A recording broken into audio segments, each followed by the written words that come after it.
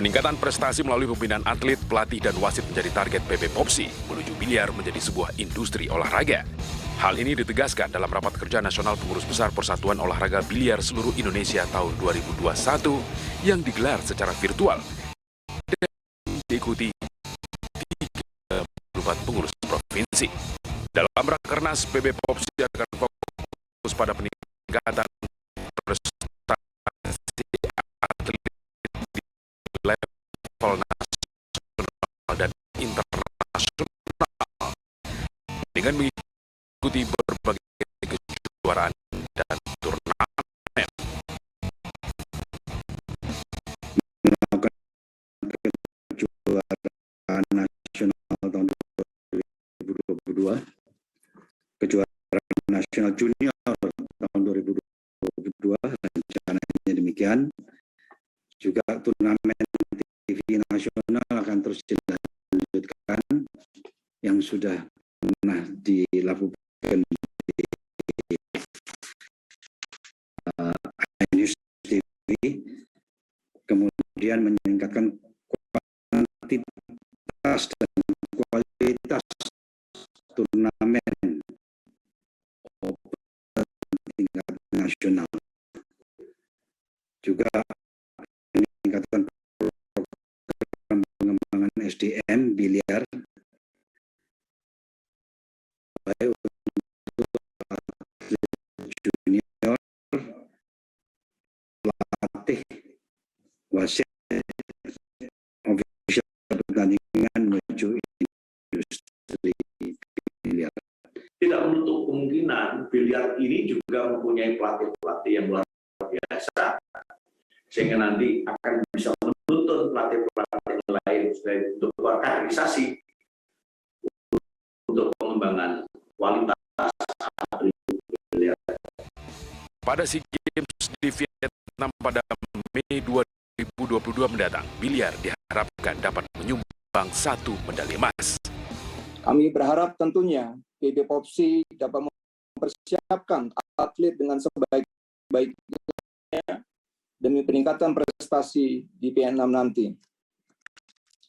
1 medali emas tentunya bukan target yang sulit dicapai jika persiapan dilakukan dengan matang.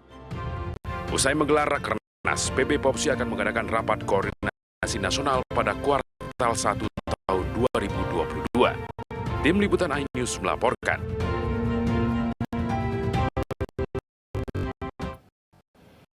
Kita beralih ke informasi lain. Pemirsa, Kabid Humas Polda Metro Jaya, Kombes Pol Endra Sulupan menyatakan polisi yang bertugas di Polsek Pulau Gadung dan tidak menerima laporan warga di demosi.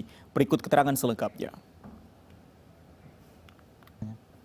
Baik, Assalamualaikum warahmatullahi wabarakatuh. Selamat sore rekan-rekan yang saya hormati. Sore hari ini saya akan menyampaikan terkait dengan penanganan kasus yang terjadi di Polsek Pulau Gadung terhadap anggota atas nama Aibda Rudi Panjaitan. Jadi pada hari ini, hari Jumat tanggal 17 Desember 2021, mulai pukul 14.00 sampai dengan tadi pukul 17:15 waktu Indonesia Barat, telah dilakukan sidang kode etik profesi Polri terhadap terduga pelanggar Aibda Rudi Panjaitan, anggota Polres Metro Jakarta Timur. Kemudian putusan daripada sidang yang telah dijalankan dan dilaksanakan tadi,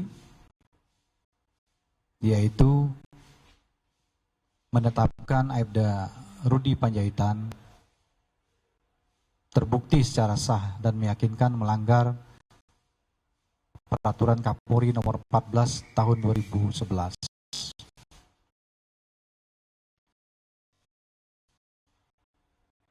Kemudian menyatukan sanksi etika dan sanksi administratif. Dan yang ketiga, akan dipindah tugaskan ke wilayah yang berbeda yang bersifat demosi. Tentunya hal ini nanti Polda Metro akan memberikan rekomendasi dan usulan kepada Mabes Polri terhadap pemindahan yang bersangkutan ke daerah yang berbeda yang bersifat demosi. Demikian rekan-rekan yang bisa saya sampaikan terkait dengan hal ini. Saya akhiri, wabillahi taufiq wal hidayah. Wassalamualaikum warahmatullahi wabarakatuh. Menjelang soft launching, pembangunan Jakarta International Stadium kini sudah mencapai 87%.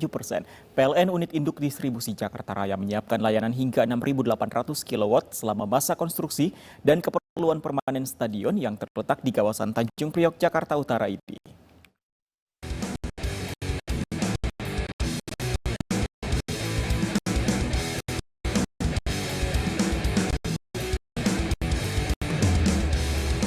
Memasuki pekan ke-119 konstruksi pembangunan Jakarta International Stadium atau JIS sudah mencapai 87,85%.